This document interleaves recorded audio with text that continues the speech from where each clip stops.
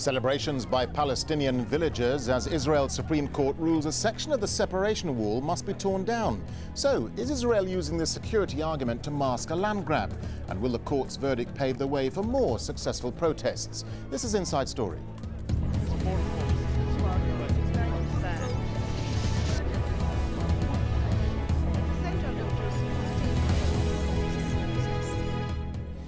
Well, it's taken nearly 3 years of weekly protests, but finally a group of Palestinian villagers forced from their farms by Israel's separation wall have got their land back. A ruling by Israel's Supreme Court says the government must reroute part of the West Bank barrier. It's an embarrassing blow to Israel and a move that could see more Palestinians trying to claim back land lost on the wrong side of the controversial wall. Raya Rage takes up the story. Ronnie is rushing to the site, but not on his feet. He's trying to catch up with the celebrations near the separation wall. He's come to participate in the prayers and handing out of sweets instead of the regular stone throwing. Above all, he's come to try and overcome the bitter memories of being shot in the legs on this very spot by Israeli soldiers. I'm extremely happy because the confiscated land of Bala'in, where I was shot, has come back to us. We gained it back with dignity. The Israeli Supreme Court accepted an appeal by the residents who had argued that the barrier prevented them from reaching 50% of their agricultural land. That's about 500 acres. The case was taken on by an Israeli lawyer who petitioned the court for 2.5 years, and this latest ruling will come as an embarrassing blow to the Israeli government. Although the success is partial because parts of the land of Bilin will remain beyond the fence. Still, I'm very happy because many plots of cultivated land that gives the livelihood to many families in the village of Bilin are saved. The court has now ordered the government to reroute the separation fence in Bala'in. The senior judge said the court was not convinced that the section of the wall was necessary to protect residents of a nearby settlement. Weekly protests against the barrier have been held here for over 2 years. Now, the villagers, with their Israeli and international supporters, have finally had their voices heard. Raya Rage for Inside Story. Well, joining us now are guests from Jerusalem, Marcus Sheff, Executive Director for the Israel Project. Also from Jerusalem, Khalil Tafakji, Director of the Maps Department at the Arab Studies Society. And from Ramallah, Jamal Juma, he's head of the Anti-Apartheid Wall Campaign. Welcome to the programme. Jamal Juma in Ramallah, let me start with you, if I may. I mean, what's your reaction to this ruling by Israel's Supreme Court? And how surprised were you that they ruled in favour of the Bala'in villagers?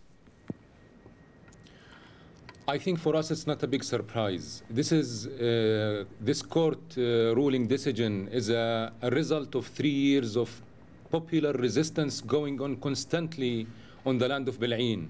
Without this popular resistance that we're going weekly, the Israeli court wouldn't even give out such kind of a decision. There is many other courts, hearing to the Israeli courts is going up and holding the Israeli courts. And this is exactly proving to us that Israel just respond to the popular resistance that constantly holding on the rights. These people whose land isolated, they didn't give it up and they won't give it up. Well, let's get the view from Jerusalem and bring in Marcus Sheff from the Israel Project. Marcus Sheff, what's your response to this court ruling? I mean, this is a pretty big blow for the Israeli government, isn't it? Well, no, I wouldn't call it a big blow. And with respect, I don't think that the demonstrations have anything to do with this verdict. Israel is a democracy where the rule of law is paramount. Any Israeli, Jewish or Arab, and in fact in this case any Palestinian from the West Bank, can go to the Israeli Supreme Court, put their case before the justices and get a fair ruling. And I believe that the justices in this case ruled on the matter irrespective of any demonstrations which took place. Embarrassing? I don't think so. This is not the first time it's happened. As you know, there was a change in the defensive fence at Alfei Menashe. It's happened before. But let's be clear about this. Absolutely nobody likes the fence. It's ugly, it's unpleasant, it is really something which nobody wants. But between the years 2001 and 2003, there were 108 separate suicide attacks from the West Bank into Israel. 365 people murdered, going about their everyday business. Israelis cried out to their government for a solution. And after the fence was built, 2006, only 2 attacks. Only 11 people killed. That's 11 people, and that's terrible. Okay, but that is certainly a massive reduction. OK, we'll come back to the effectiveness of the wall in just a second. Khalil Tafakji there in Jerusalem as well.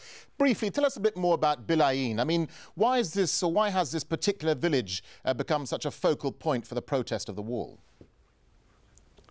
First of all, you know that the decision which was taken yesterday from the Supreme Court, it means that the wall is not security. This is for political issue.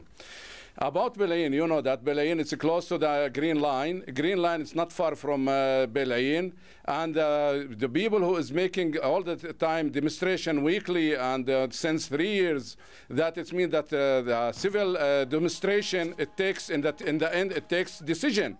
And in the end, we know that the Bilayin, which was taken yesterday, from Israel side, it means that we can do something in the Supreme Court, and we can use the popular struggle to make a decision in the end. We know that the Israeli democracy, but they have their aim, they have their decision, and we know that their issue in the end, it means that they want to annex part of the land. In the end, we see that the Israel can push the push the wall, which was inside the West Bank. In the end, we know that we can make decision according to the Palestinian issue, and we can save the problem in the future. And we can know that the Israel, if they want to be peace, we can do the peace for process for the two people, and we can save our people from two sides. OK, Jamal Juma in Ramallah. I mean, Marcus Sheff was making a very valid point there that Israel is a society run by a government. It has a rule of law. But do you think the Israeli government will abide by the ruling and actually reroute that section of the wall past Bilayin? There is many other court decisions that have been taken, and it's not now implemented since 2 years. But this is, I want to comment on how democratic it is. Democracy issue can't separate it. When this wall built and go 22 kilometers inside the West Bank, encircling and hurting 97 Palestinian communities, isolating for more than 14 communities from their people in the West Bank. This is not going to do with any democracy. This is apartheid policies. This is racism. And if they are talking about democratic inside Israel, there's no democratic inside Israel when it comes to the Palestinian people. We know how many houses is threatened for demolishing in Al-Naqab, 13,000 Palestinian houses. Today there was a Palestinian house had been destroyed. More than 3,800 Palestinian houses in Jerusalem. It's under threat of demolishing. Today they destroy another one in Jerusalem. This is democracy can't be for the Jews and for the rest of the citizens is not. All right, well, let's bring him back. I can't put it in the frame of racism. OK, that's fine. Let's just bring in back Marcus Sheff there in Jerusalem. Marcus Sheff, Israel says it's building the wall, and you made the point because of security reasons. You mentioned the suicide bombers there earlier. But why doesn't Israel build the wall on the Israeli side of the border and not the occupied territories side of the border?